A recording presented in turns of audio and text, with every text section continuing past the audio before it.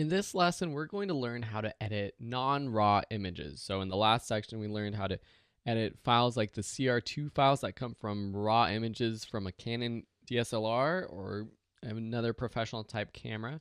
Now we're going to learn how to edit images like JPEG or PNG images that you might have shot with your camera, your point and shoot camera, your DSLR, your smartphone, or you found online and you want to edit.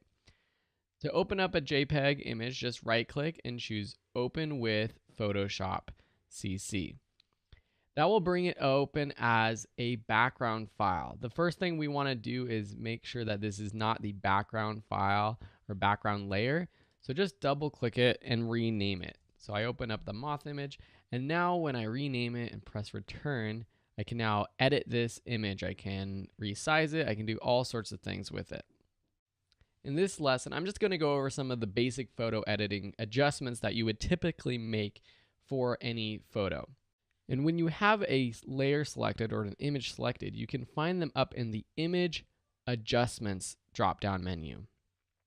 So the first few have to do with exposure and contrast. There are different ways to edit exposure and contrast, but if we just select the brightness and contrast option, you can see this brings up two sliders for brightness and contrast.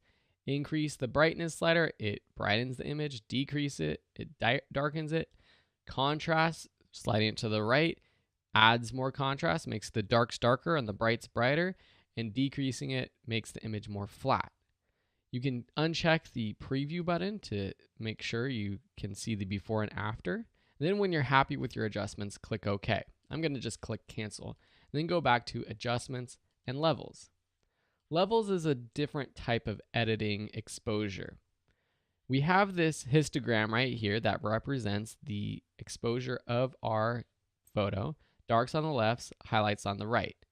We can click these little pentagon shapes right here at the bottom of this graph and slide to the right or left.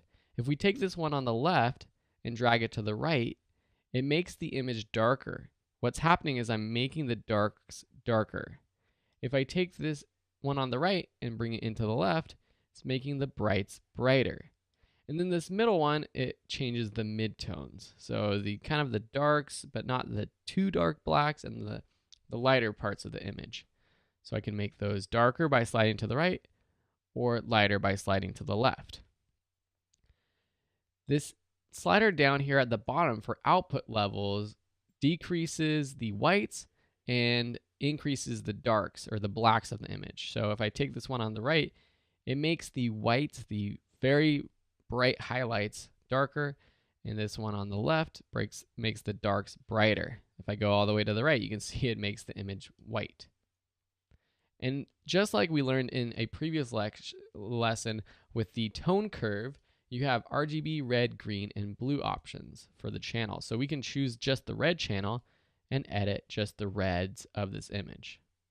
I'm going to choose cancel and go back to Image Adjustments, Curves.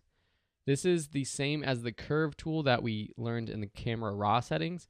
We can click right here in the graph and create a S-curve to add more contrast, or we can do the opposite of an S-curve to make it more of a flat image. You have the RGB, red, green, and blue channels, and you can choose what to show in this graph. To hide the histogram, you can show the baseline or not, which is the standard line that's already on there. You can click the points in the top rightmost corner or the bottom leftmost corner to edit the highlights, or to edit the whites or the blacks of this image. So dragging this up makes the image flatter. So if we have a really sort of small short S-curve, the image is very flat. If we make it very tall, it's a very contrasted, saturated image. I'm going to click cancel just so we can see what the image looks like unedited. But to save any of those to the photo, you just click OK. A couple of the other options, and again, we have to make sure that we click the layer that we want to edit. Go to Image Adjustments. We have vibrance, hue, saturation, color balance, All of these work like the other edits in the Camera Raw. You open up hue saturation, you have hue, which adjusts the hue, basically how the colors appear of this photo. I have to put in 0 to get it back to normal. You can increase saturation. Lightness is overall brightness of the image. So there you can see there's lots of different ways to edit the same thing, basically, to make images brighter or darker, to add saturation or not. You also have a different vibrance. So vibrance is a smart way to add saturation. Vibrance will add saturation to greens and blues and not so much to yellows and reds. While saturation, it makes the colors more vibrant for all colors. You can quickly make your image black and white by going to Adjustments, Black and White, and it automatically makes it a black and white image. One cool tool to look at is the photo filter effect. This is sort of a filter that we add, and they have different presets. They have different warming filters, cooling filters, color filters, sepia filters. So say we add the sepia and we change this density, which is automatically set at 25, and we increase it to 100%. If I turn the preview on and off, it's kind of hard to see with this image because this image is already so brownish, reddish, but it makes it more of that sepia filter look. If we change this to underwater, it's going to make it look blue. Or you can choose color, click the color box, and find a specific color that you want to add that kind of tint to. The photo filter is a good way to add warmth or to cool down a photo that is too warm. So let me just show you what happens when I actually make an edit. So say I go here, I go to curves, I add a little S curve to this to make it a little bit more contrasty, then click OK. That edit is now baked into this layer. I can't go back and go to adjustments and then go to curves again and edit that curve. I can go back and add another S curve to it and make it more contrasted, but that's just multiplying the effect that I already added.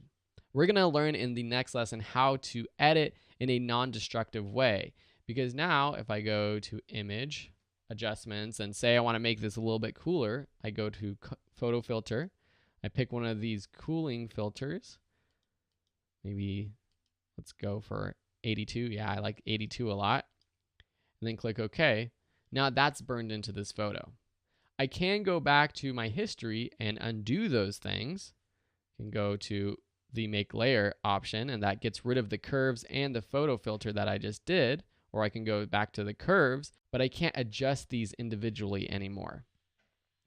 We're going to learn how to do that in the next lesson. But I think this was a good way just to see what the different options are for editing photos and quickly editing photos using these adjustments under the image menu.